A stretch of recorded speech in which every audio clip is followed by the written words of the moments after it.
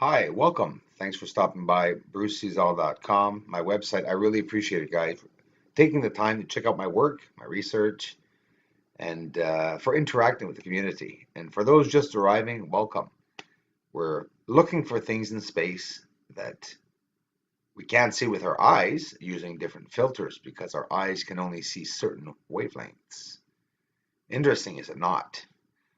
So we're looking at the surface. This is the last of my footage of from September 9th. The moon was not full, of course, but I missed the full moon because the weather was really bad. So I decided to get some footage of on the 9th. Why? Because Irma was there. It was horrible. Things were going really bad, but the view was amazing. It was clear here in Canada. There was no atmospheric disturbance at all. All the commotion was going on.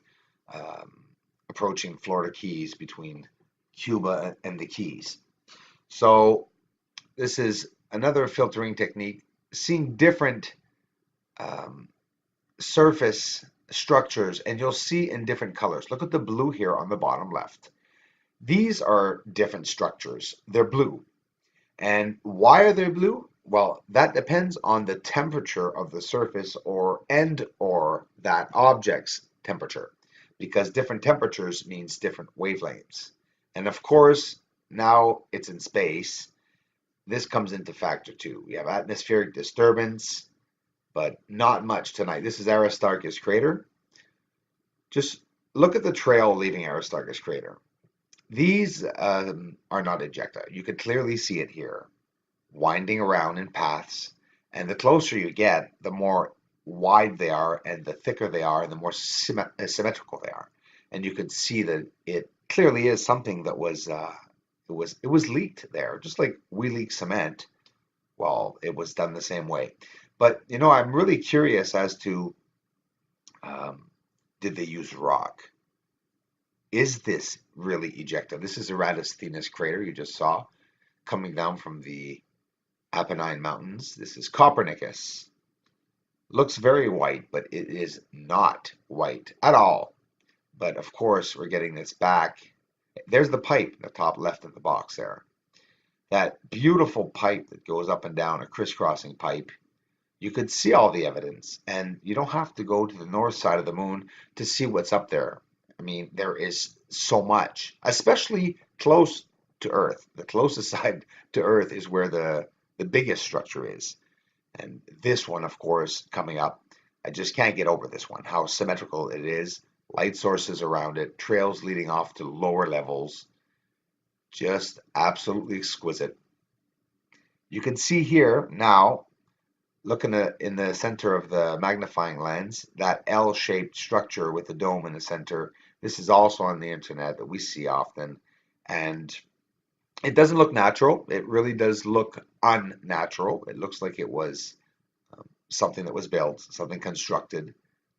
Either the moon could be inhabited, it could not be inhabited, but that's not even important because we're seeing structures already on the surface of the moon. So if there are structures and symmetrical forms, shapes, building structures, whatever, on the surface, it's because someone was up there. Now, whether it's human or another species, I still don't care because there are structures. The proof is what I'm trying to show everyone is that there are structures on the moon. Earth, us here, we are not the only species in the universe. We all know there are millions of stars, if not trillions. There are so many planets. There are so many habitable zones throughout the entire universe. We're not alone. We are definitely not alone. Now here we're going to pan up to that structure that I love so much, but you're going to see it facing the structure. For example, if you're going to come in for a landing, there it is, top right. It's quite something, guys. It's a symmetrical flat line, and amongst that, you have all these teeth marks leading off with other structures on top of it. Flat platforms. Very impressive seeing this. Still can't get over it.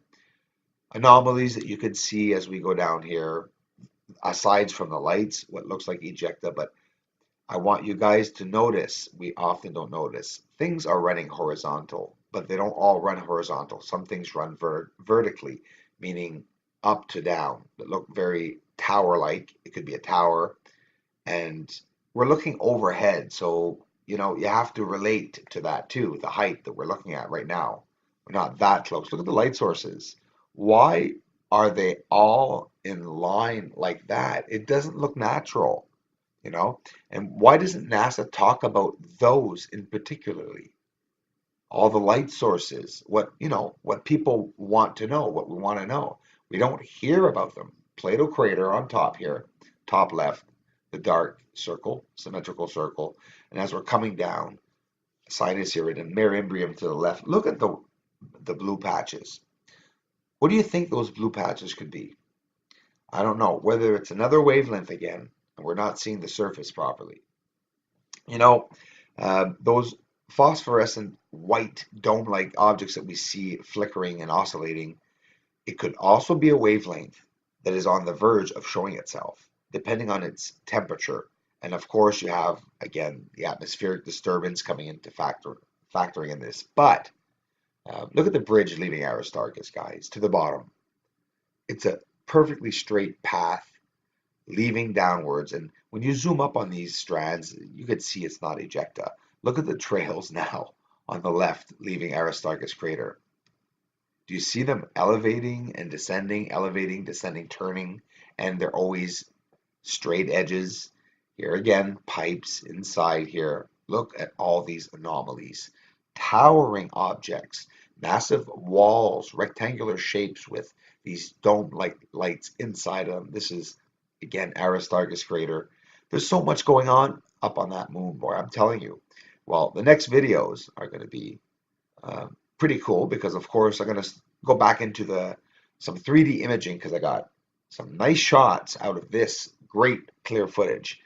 Here again, the paths at the back of Aristarchus crater. They lead off to this white area, and it's not white, but our eyes are seeing it white because our eyes cannot see that wavelength. If it's too colorful, we're going to get back a white view, a white flashing light. Look at this structure, guys. Just look at it. One of the clearest I think I've ever shown. No, actually the other one I have, but it's not too bad. This is like the second clearest one. Guys, these are the website contributors. They've generously donated to the telescope campaign, which I will have up in the link to the description of this video. Kevin MacLeod, if you want to see the music artist in this video and all his work, please go to his website, which is incompetech.com. Thanks a lot, everyone.